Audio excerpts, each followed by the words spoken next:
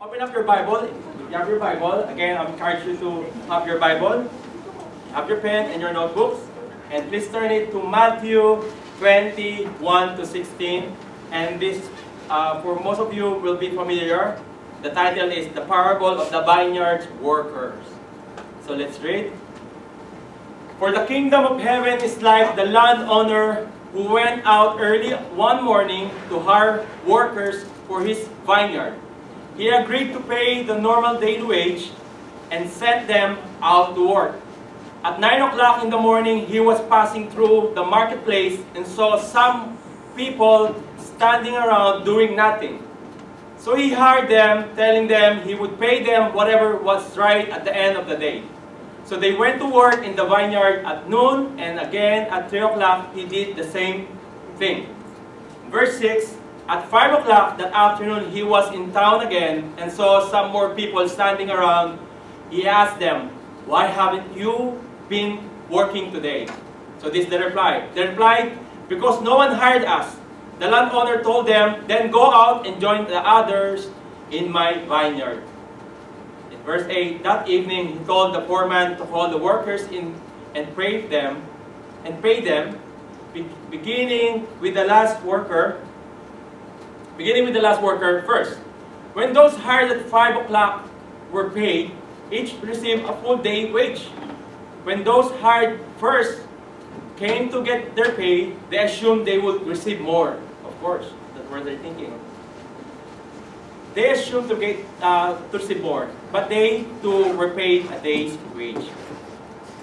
When they received their pay, they protested to the owner, "Those people work only 1 hour, and yet you paid them just as much as you paid us who work all day in the scorching heat." He answered one of them.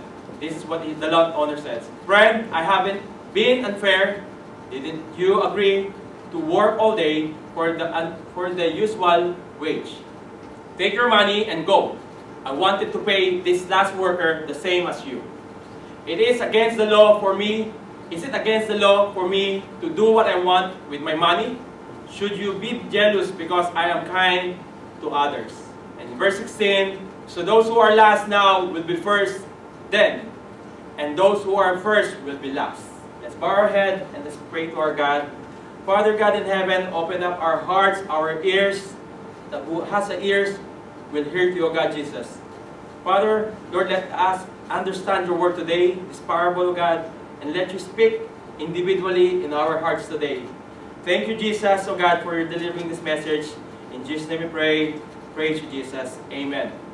All right. So our title for today is, Am I Being Unfair? Have you experienced this kind of situation that someone or somebody is being unfair to you?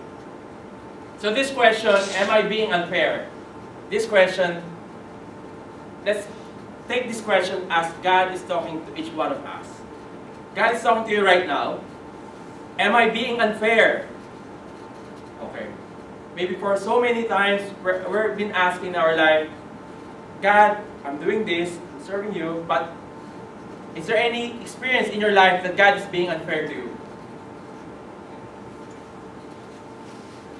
So that's our title for today, Am I Being Unfair? Alright, praise God. So before we continue, let's start with the definition of the parables. What do you mean by parables? The word parables is from the root word parabolo, or in the Greek, parabole. This compound word comes from para, which means to come alongside or compare, and balo, which literally means to throw or see with. The parables are used in giving one or more instructional lessons or principles and can be allegory and may include inanimate objects like trees, plants, or things, or people in various societal positions. And a parable is often a significant comparison between two objects that may be used as a mirror image of comparable object to teach a single concept of teaching. So that's what a parable. So it will show us, like it's really hard, like, you know, the Bible says, why the disciples asking Jesus, why are you using this parable? And Jesus replied to them, I'm using this for others because they don't know, so that they don't know what I'm talking about. So here, God's using parable for us. So that's why we pray today that God will open your ears, our hearts, individually. Because we may have some individual interpretation of each parable. And number 2 of our definition, grace.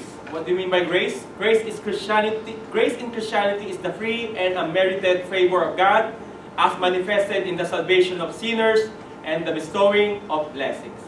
Common Christian teaching is that grace is unmerited mercy or favor that God gave to humanity by sending His Son to die on a cross, thus delivering eternal salvation. So, means even though you undeserved, but someone is going to give it to you, that's called grace.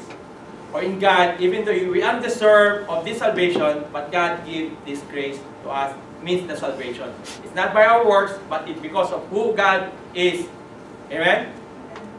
Alright, so let's study the Matthew 21 to 16. We're going to cut this one from verse by verse. So the first one from Matthew 20, verse 1 to 7, we'll learn here that the workers brought on at different times.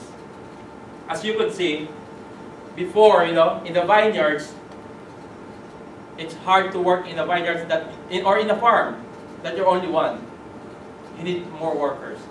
Amen? Because planting, maintaining, and harvesting vineyards needs workers. Okay? So it means it needs more workers to work in the vineyards. In here, as we said, workers brought on at different times because there's different needs. There are some times that busy from this day, in the afternoon, or lunchtime, and evening. It's the same thing happened in Christian life, or in the ministry. God is providing, sending workers, because there's a need on different times, and there is a plenty of work to be done. So in here, as you could see from verse, from verse 1, it says here, "For the kingdom of heaven is like the landowner who went out early one morning." So one morning, let's look at this as 6 in the morning. For his vineyard, he agreed to pay the normal wage and send them off to work. And then the next one will be 9 o'clock in the morning. And then the second one will be at noon and at 3 o'clock. And the last one is around 5 o'clock. So you could see that there's a need for workers, okay, in the vineyards. The landowner is not going to hire somebody if there's no need, okay? He's not gonna waste money if there's no need. But if that's the landowner, he can do whatever he wants with his money. But we could see, for example, like this vineyard. Do you think one person or two person could finish this vineyard? To harvest everything, to maintain everything, to plant everything. That's why there's a need. So workers brought in at different times. As it says here in Matthew 9:35 to 37, the need for workers. Jesus traveled through all the towns and villages of that area, teaching in the synagogues and announcing the good news about the kingdom. And he healed every kind of diseases and illness. But when he saw the crowds, he had compassion on them because they were confused and helpless, like sheep without a shepherd. He said to his disciples, "The harvest is great, but the workers are few. So pray to the Lord who is in charge of the harvest. Ask Him to send more workers into His fields." So it's the same manner with this Matthew 20.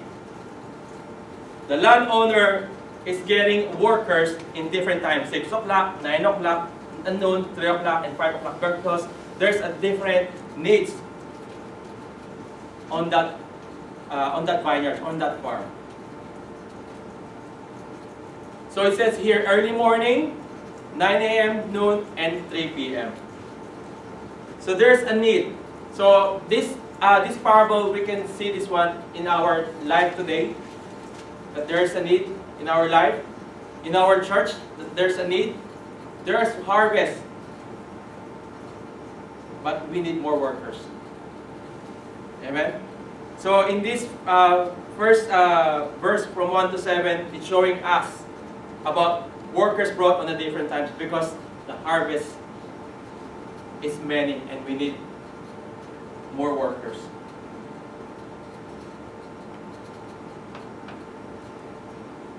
There is plenty of work to be done. The harvest is great, but the workers are few. So this message of the first verse is showing us that God is talking to us, that God is asking you or telling you that the harvest is plenty, but the workers are few. So that's number one. Number two, in Matthew 20 verse 8, it says here, our next one will be all paid the same.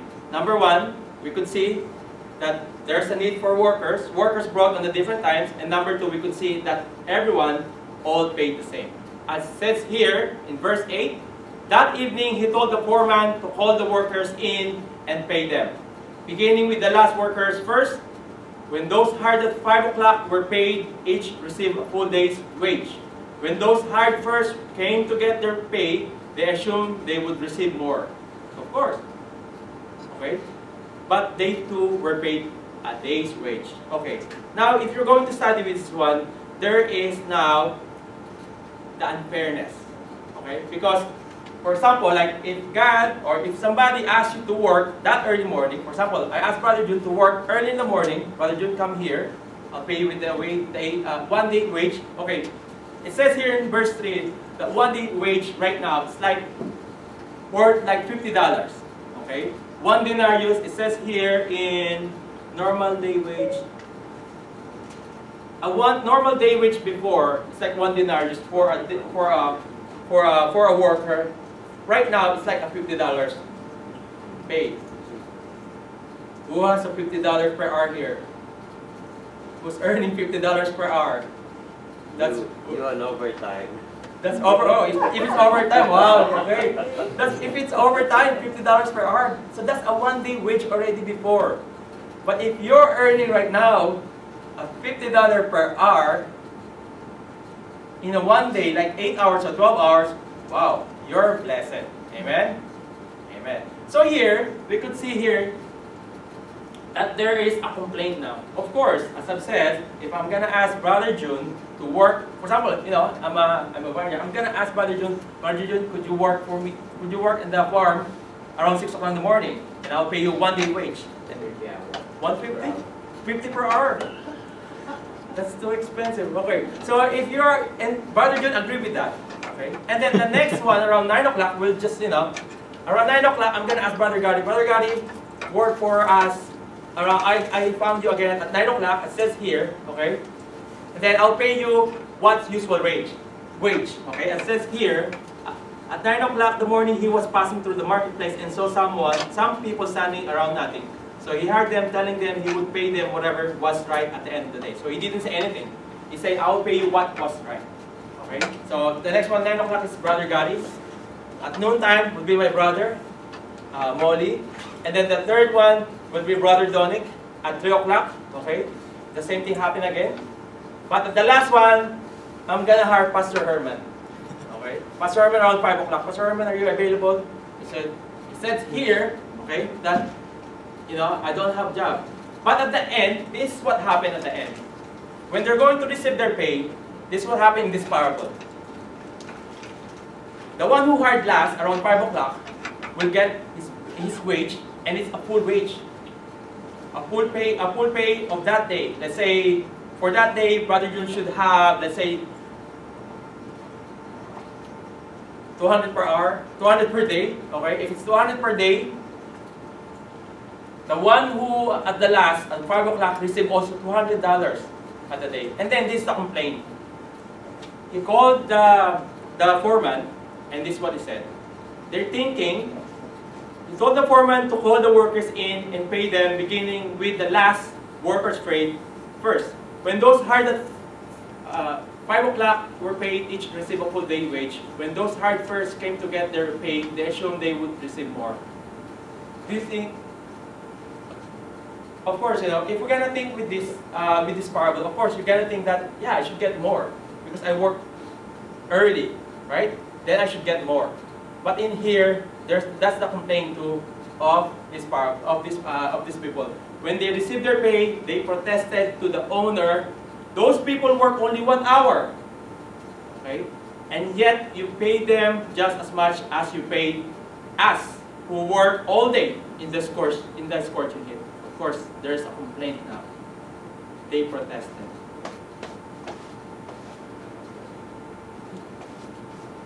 So in here, we could see here in our Christian life, okay, maybe some of you may wondering, okay, or have some question before, or maybe this comes already in your mind that, okay, some believers are believers already early. Who's a believer since born? Or since birth? Or, you know, when you grow up, you're already a Christian, or you're already a believer, or you grow up in a church family. Who's here? Sister Joanne? Sister Joanne is the one? Who else? Like when you, okay, Sister Micah? Because I know Micah's father is a pastor too. So when you grow up, that's where you were brought up, okay? My family is a Christian. Now, there will be a question, okay? You're being a Christian ever since, but when somebody become a Christian at the end of their life, but also they were being saved as well. So it means it's equal. So this is what it's showing here, okay? Some people became believers very early, and some people believed later. But at the end, they are all saved. They are all saved. We are all saved. Okay? So the question here, some people or some Christian may think, I think I should not be a Christian first. I should enjoy my life in a rebellious spirit, or I should enjoy the world first. And then maybe next year I'm going to come back to be a Christian again. Okay? Does that comes in your mind? Because once you become a Christian, you cannot go back to your old self. Okay? You're not supposed to go back because you are new. Amen? But sometimes, you think, oh, other people could still do this, could still do that. But once you become a Christian, you are new. You are not your old. You are God of your old self. You are a brand new one. You are redeemed by God. But don't be jealous about those people who's going back or whose life is still not with God. But be joyful when they believe in God. Okay? So instead of being jealous, or sometimes it happens, like, I want to, why I cannot do that, or why I cannot do this, because you're a Christian. It's not because you're a Christian, because that's what you believe in God. Okay? So in here, when they received their pay, they protested. As it says here in Matthew 15, this is what the reply of God, of the owner. Is it against the law for me to do what I want with my money? Should you be jealous because I am kind to others? So now we could see here, there's a jealousy because they could think that it's unfair. So that's why our title for today, Am I Being Unfair?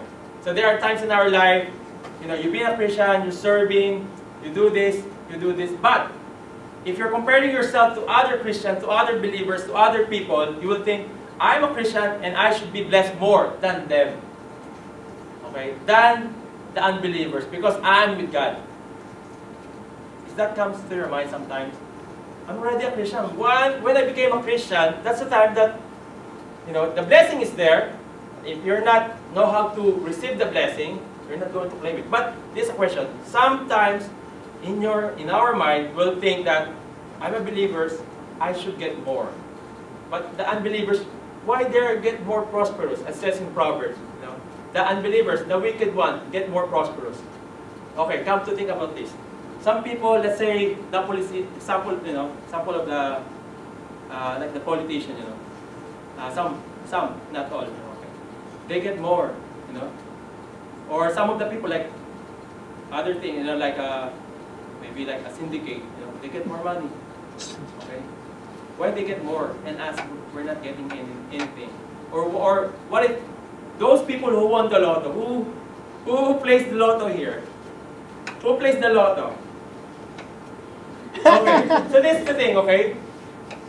Most of the believers are not playing the lotto because they are depending on God. But some others are thinking, we are believers, we should be blessed with millions, and then we're going to buy the church, we're going to buy this of those lotto money, right?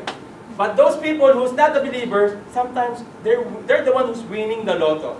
And now we're going to come think in our mind that, I should play some lotto too, so that I could win. So now in here, what I'm talking about is when you're in Christ, okay, don't be jealous of others, okay? But be joyful, especially with our fellow believers. If other fellow believers are receiving more, are being blessed, be joyful to them. Amen? We should rejoice in the service others renders to God into His ministry. Another example will be like, there's a newcomers in the church, there's a new believers, or a newcomers, new workers. Okay? And sometimes we're going to ask, I've been here 15 years, Pastor. I'm serving in 15 years, but I'm still a backup singer. The new guy who came in is the lead singer already. Okay, it's not about the long process. It's about your heart. It's about your relationship with God. Okay, so sometimes it happens, you know. Sometimes that happens that we're being jealous, especially in the church, you know. Why this brother becomes the elders, or becomes the pastor, or becomes the head ministry of this ministry, and been here for so long, but why? But instead of being jealous, we should rejoice in the service others render to God into His ministry. Amen? As it says here, for God is not unjust, He will not forget how hard you work for Him and how you have shown your love to Him by caring for other believers as you still do. So whatever you're doing for God, okay? Are we believers? Amen. Praise God. So, whatever you're doing for God, God is not unjust. He is not unfair. He is just God. Okay? He will not forget how hard you have worked for Him and how you have shown your love to Him. Amen? So number 2, all pay the same. But in this our lesson number 2, don't be jealous. Okay? Continue your devotion, your ministry to God, and be happy, be joyful for other workers, because there's a need for the vineyard in each day. Okay, and God's using other people, other believers in the vineyard. Amen. So it says here, it should not affect our devotion, commitment, and service to Him. We should be joyful to them. Amen. It says here, He answered one of them. This is the reply of the owner. In verse 13, because of the protest of the people who got paid the same wages. This is what he said. He answered one of them, friend. Okay, he called them friend. Okay, that's what just God called us. Okay, friend, I haven't been. Friend, I. Okay, friend, I haven't been unfair. Didn't you agree to work all day for the usual wage? So that's the reply. So there should be no arguing with that, because in the first place, the owner didn't promise that if you work early, I'll get you more. What the owner says here, that you will receive the day wage on the first one, and the second one 9 o'clock, and the rest 9 o'clock, noon, and 3 o'clock and 5 p.m. The owner says you will receive what was right for you. So this is what his reply. Friend, I haven't been unfair. Didn't you agree to work all day for the usual wage? Take your money and go. That's what he said. Okay. So if there's a people, then take your money and then go. I wanted to pay this last worker the same as you. So the owner says, is it against the law for me to do what I want with my money? Should you be jealous because I am kind to others? So God's talking us here. We're serving God. Number 1, the jealousy. Right? That why am I not being or less acknowledgement? Right? Other people get more acknowledgement, but me, I'm doing service for the Lord, less acknowledgement. So don't be jealous. Okay? Do what your service to God, because God is not unjust. He is just. He will not forget whatever you've done for His ministry. Amen?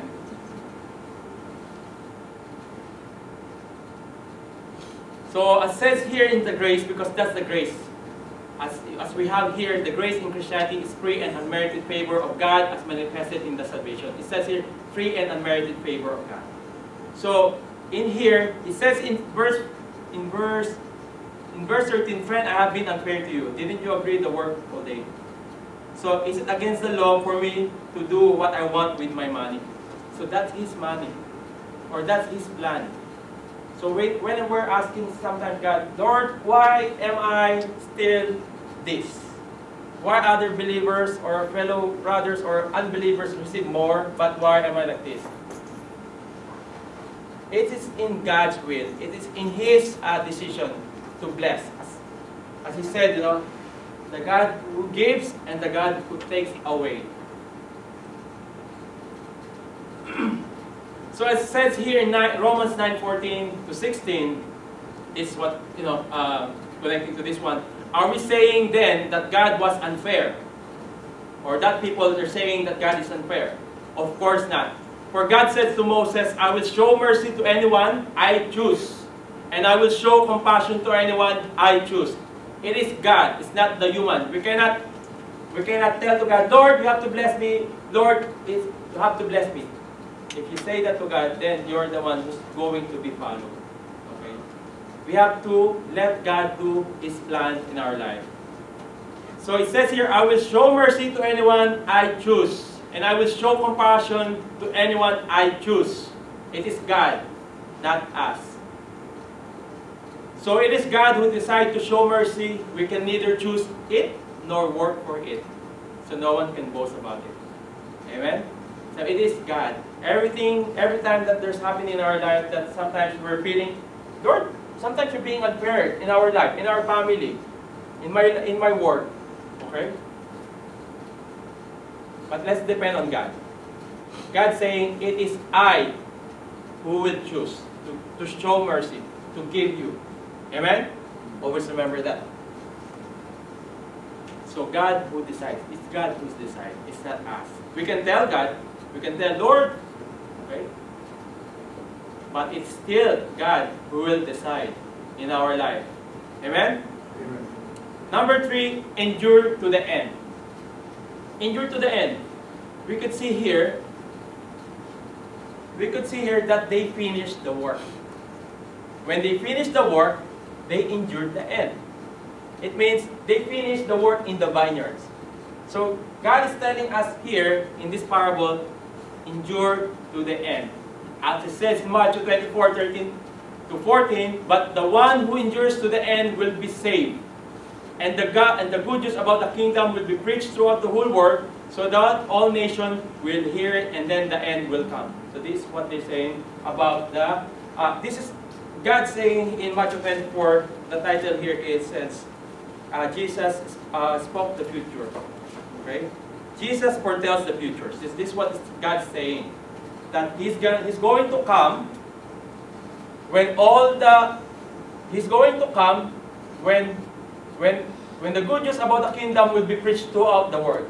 Okay, so imagine, have you asked questions sometimes, when God's gonna come? Or when is the second coming? Have you asked that before? When I was a youth, young youth in a youth ministry, I'm asking, they're always saying, in year 2000, God is gonna come. And then the latest one, is there 2016, 2000? When's the last one? I think the last one is the 2000, that there's a big, Y2K. Feeling that some people are believing that Y2K. Y2K, yeah. They're believing that the year 2000 is the end of the world. Jesus is gonna come, but still, it's not. Okay, if you're gonna read in Matthew 24, it will say you about the coming of Jesus Christ. Okay, if somebody tells you Jesus is be there, or as Jesus says, don't believe. Read in Matthew 24 and you will know. And here, endure to the end. God is telling us here, if the good news about the kingdom of God, it will be preached throughout the whole world, so that all nations will hear it, and then the end will come. Okay, so that's why there are missionaries that have to go out in each part, because if somebody don't know about the good news, then they would be perished. That's why we have to work in the vineyards. All of us, we have to share the good news to others.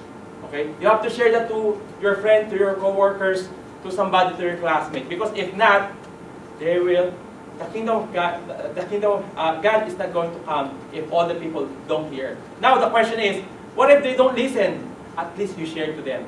Brother, or whatever you call to your friend, to your classmate, bro, sis, or their name. I want to share you something about the good news. And again, about the gospel, it's about the good news of the salvation. Simple. About salvation. About good news. Whatever you have, that you're going to share. Okay? And then the end will come. So in here, we will see here, if they didn't finish the work in the vineyards, then they're not going to get paid. Amen? But they finish it, okay, after 1 hour, I said 5 o'clock, and then after 1 hour, they get their pay. So it means around 6 o'clock, they're done. So they're done, it means they finished their work. So as God is telling us to endure to the end so that we will be saved, and to preach the Word of God. As we are Word International, we are worship, outreach, relationship, and discipleship. It says in outreach, Matthew 28, verse 19, 20, go to all the nations. We are commissioned. Remember that word? Go. We are commissioned. God is telling us to go. The Great Commission.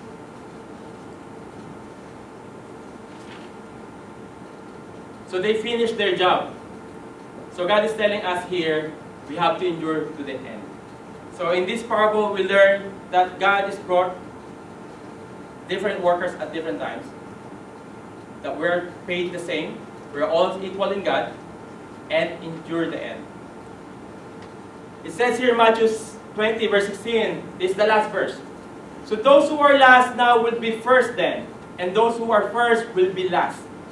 Now it's hard to understand. What's the connection of this verse from 1 to 15, or the whole verse? If you're going to read in Matthew 19, this is what Peter's telling to Jesus. It says here, discussion about, it says here that Jesus blessed the children and the rich man. And Peter is asking here, in verse 27, I'm just going to read, it says here, then Peter said to him, we've been giving up everything to follow you. What we will get? So they're asking, who will get more? Who will be on top? Who is the best? But God is telling us in verse 1 to 15 that we will all get paid. We are equal. Okay? We are all same. We are all saved. So in verse 28, I'll just continue. I assure you, this is what Jesus says in Matthew 19:28. I assure you that when the world is made new and the Son of Man sits upon his glorious throne, you have been my followers will all sit on the 12 thrones, judging the 12 tribes of Israel. So God is telling them that you will judging the 12 tribes. Okay? But God says, but many who are the greatest now will be the least important then, and those who seem least important now will be the greatest then. That is in Matthew 19:30. So this is, in this verse, God is talking to Peter, the previous one. And God is talking to the Pharisees that we are the Jews should be the only one who are saved. The Gentiles are nothing. The sinners are nothing. The weak are nothing. But God says in this parable that we're all equal. Because everyone falls short glory of God. Amen? When God called you into His ministry, into His kingdom, we are equal in God. Okay? But, again, the jealousy, all those our protests in our mind, whatever that protest, you talk to God. Okay? But God is telling us here, to those who are last, now will be first. Then those who are first will be last. So, entry into God's kingdom is not gained by our work or action. So this is our conclusion. But by God's generosity. In this verse, Matthew, the parable of the vineyard, but by God's generosity. Entry entering into God's kingdom is not gained by our works. It's not by your works. It's not by your works, or action, but it's by God's generosity, by God's love, and by God's amazing grace. As we said, grace, even though you undeserved, Lord, I've sinned a lot before, but when you come to God, you are clean. It's not because you're cleaning or trying to be clean, but God is the one who's redeemed you. God is the one who cleans you. The God is the one who redeemed you, who changed you. Amen? So it's not by our works. So now, if we have something in our hearts that's saying that I'm not clean, or there's something confusion, or not 100% that you are saved, you talk to God. Okay? God is asking us right now, whatever you're feeling right now, it's not by your works that you remove from out of that darkness or in your life, but it's by God's amazing grace. Let's bow our head, brothers and sisters. Father God in heaven, thank you, Jesus, oh God, for this message, for your wonderful message, oh God. Lord, thank you for telling us about your grace, about reminding us it's not by our works. Thank you, Jesus, oh God, because you are God. We should depend on you, and it is you who will decide on our life. Lord, open our hearts, our ears to this word, to your word. And thank you, Father, because we know, God, that we are all equal in your eye. Thank you, Lord, for the love that you have gave to us. Thank you, Jesus. Right now, brothers and sisters, if you're feeling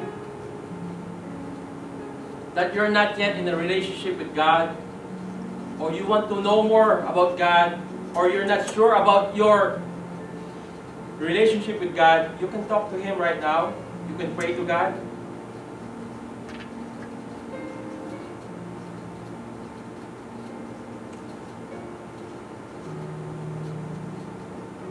You can pray to God that, Lord, all of my sins, all of my life, I will give it up to you. I will surrender it to you. And from now on, I will believe in you, that you are God. And if you believe and accept God, you are given the power and the authority to become the children of God. If you accept the gift of God, the gift of life. Thank you, Father God, today for your message for our brother and sister today. Bless them, O God Jesus, as we go home, and remind us always about your grace in our life. Don't let us, O God, to look for others, but let us focus our life, our eyes on you, O God, on your grace. And all this we pray in the name of Jesus, and everybody say, Amen. Amen. Amen. Praise God. So, please stand up for the blessings. Let's raise our hand to our God. God says, may the Lord bless you and protect you. May the Lord smile on you and be gracious to you. May the Lord show you His favor and give you His peace. And all my brother and sister, in the name of Jesus says, Amen. Praise God. God bless everyone.